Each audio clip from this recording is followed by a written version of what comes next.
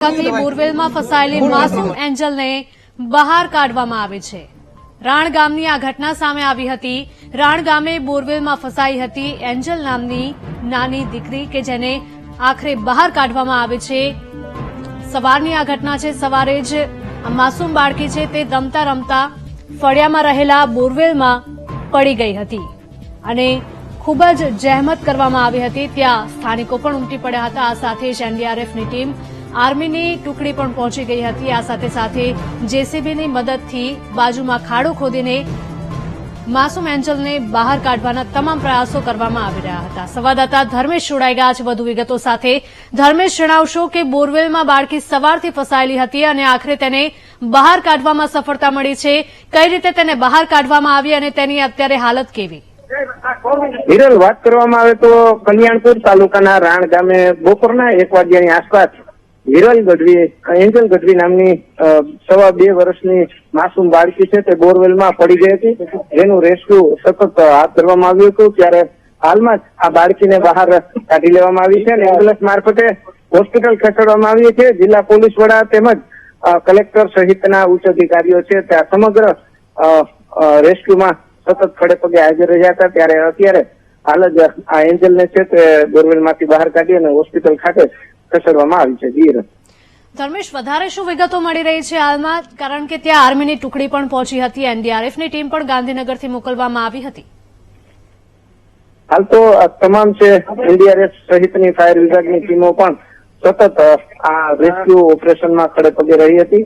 ત્યારે એનડીઆરએફની ટીમે તાત્કાલિક અસરથી આવી અને કામગીરી આરંભી હતી અને જે આ બાળકી છે એન્જલ, એને હાલમાં જ બોરવેલમાંથી બહાર કાઢી અને હોસ્પિટલ ખાતે ખસેડવામાં આવી છે। બાળકીની તબિયતને લઈને હોસ્પિટલ ખસેડવામાં આવ્યું છે। તાત્કાલિક અસરથી જિલ્લા પોલીસ વડા તેમજ પોલીસ કાફલો છે તે એમ્બ્યુલન્સને હાલ હોસ્પિટલ લઈ જવાની કામગીરી હાથ ધરવામાં આવી છે। બાળકીના પરિવારના સભ્યો દ્વારા કોઈ નિવેદન આપવામાં આવ્યું છે, તેમના માતા પિતા દ્વારા કે કોઈ?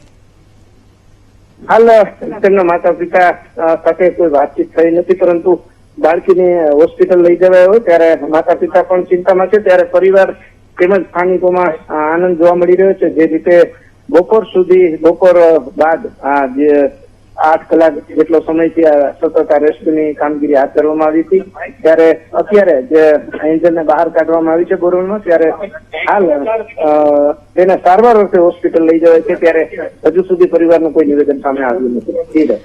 ધર્મેશ, આ કોઈ પહેલી ઘટના નથી કે બોરવેલમાં બાળક પડી ગયું હોય।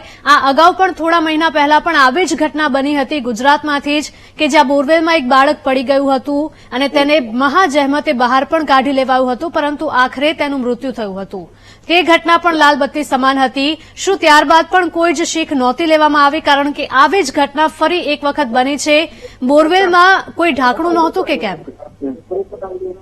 બોરવેલ ખુલ્લું હોય ત્યારે આ જે બાળકી છે તે રમતા રમતા આ બોરવેલમાં પડી હતી।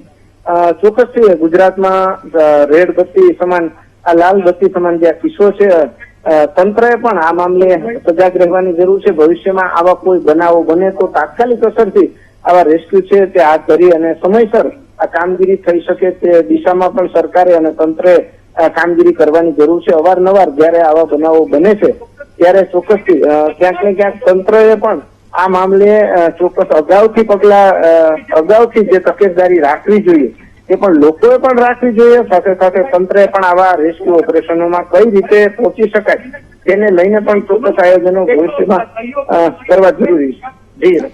ધર્મેશ, જયારે પણ કોઈ આવી દુર્ઘટના બનતી હોય છે, એટલે કે સાંકડા એવા બોરવેલમાં બાળક પડી જતું હોય છે, ફસાઈ જતું હોય છે, શું આપણી પાસે એટલી મશીનરી અને એટલા સાધનો પૂરતા પ્રમાણમાં છે કે બાળકને સુરક્ષિત રીતે બહાર કાઢી શકાય? ચોક્કસથી જયારે સાંકડા એવા આવા બોરવેલમાં અવારનવાર જયારે બાળકોની પડવાની ઘટનાઓ સામે આવી રહી છે, ત્યારે ચોક્કસથી ક્યાંક ને ક્યાંક વાલીઓએ, પરિવારજનોએ પણ આ બાબતે સાવચેતી રાખવી જરૂરી છે। જે પ્રકારે આવા બનાવો સતત વધી રહ્યા છે તે ચિંતાજનક છે। આશા રાખીએ કે આવનારા સમયમાં ચોક્કસથી તંત્ર પણ આવા બનાવો સામે વહેલી તકે કામગીરી શરૂ થાય અને વહેલી તકે જીવ બચાવી શકાય તેવી કામગીરી થાય તે દિશામાં તંત્રએ પણ ધ્યાન દોરવું જરૂરી છે। જે રીતે ભારતમાં તાજેતરમાં ટનલમાં જે મજૂરો ફસાયા હતા ત્યારબાદ સતત બોરવેલમાં બાળકોની પડી જવાની જે પ્રકારે ઘટનાઓ સામે આવી રહી છે તે ચોક્કસ ચિંતાનો વિષય છે. ત્યારે તંત્રે પણ આ દિશામાં ક્યાંક ને ક્યાંક સરકારે પણ આ દિશાઓમાં આગોતરા આયોજન કરવાની જરૂર છે. જ્યારે આવા બનાવો બને ત્યારે આ બનાવોમાંથી કેવી રીતે બહાર આવી શકાય, આ બનાવોમાં લોકોને ઝડપી રીતે કઈ રીતે મદદરૂપ થઈ શકાય એ દિશામાં ચોક્કસ કામ કરવા જરૂરી છે. ત્યારે સરકારે પણ આ દિશામાં આગામી સમયમાં નક્કર આયોજન કરવા જરૂરી છે અને આવા જે બનાવો છે તેને લઈને આગોતરા આયોજન પણ હવે જરૂરી બન્યા છે. જી બિલકુલ, ત્યાં હાજર અધિકારીઓ દ્વારા કોઈ નિવેદન આપવામાં આવ્યું છે કે કેમ ધર્મેશ? તો બાળકીને બોરવેલમાંથી બહાર કાઢી અને અધિકારીઓ સાથે ચર્ચા કરવાનો અમે પ્રયત્ન કરી રહ્યા છે. જિલ્લા કલેક્ટર તેમજ જિલ્લા પોલીસ વડા પણ અહીં હાજર છે. એનડીઆરએફની ટીમ પણ હાજર છે. તેમની સાથે પણ વાતચીત કરવાનો અમે પ્રયાસ કરી રહ્યા છે. હાલ જે પ્રકારે સ્થિતિ છે તેમાં એનડીઆરએફની ટીમનો મહત્વનો ભાગ ભજવી શકાય. એનડીઆરએફની ટીમે ખૂબ સરસ કામગીરી આવતાની સાથે જ કરી હતી. તમામ જે ટીમવર્ક છે તે ટીમવર્કે ખૂબ સરાહનીય કામ કર્યું છે અને આખરે મોડી રાતે આ બાળકીને બોરવેલમાંથી બહાર કાઢી અને તેને હોસ્પિટલ ખાતે ખસેડવામાં આવી છે. જી ધર્મેશ, કોઈ માહિતી મળી રહી છે? કારણ કે જ્યારે બાળકીને બહાર કાઢવામાં આવી ત્યારે તેની હાલત કેવી હતી, કોઈ માહિતી મળી રહી છે?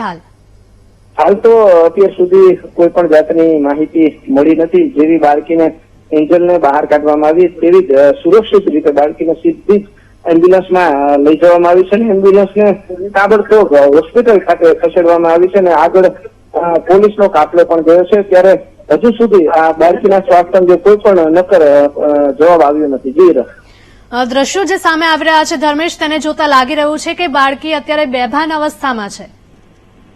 ચોક્કસ હિરલ, એટલું કહી શકીએ જે પ્રકારે બાળકી અને હોસ્પિટલ લઈ જવાય છે ત્યારે તે બાળકી કલાકો સુધી જે બોરવેલમાં પડી હતી અત્યારે ચોક્કસથી એટલું કહી શકાય કે આ બાળકી છે એ આટલી કલાક જીવન મરણ વચ્ચે ઝઝૂમી રહી હતી. ત્યારે આ બાળકી બેભાન અવસ્થામાં હોઈ શકે છે.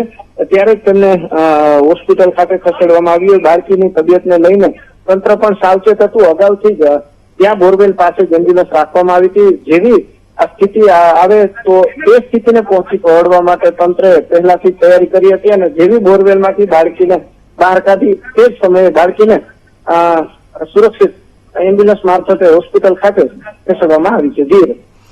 જી બિલકુલ ધર્મેશ, તમામ માહિતી બદલ આપનો આભાર. બોરવેલમાં ફસાયેલી માસૂમ એન્જલને આખરે બહાર કાઢવામાં સફળતા મળી છે. રાણ ગામે બોરવેલમાં આ એન્જલ નામની બાળકી છે તે ફસાઈ હતી.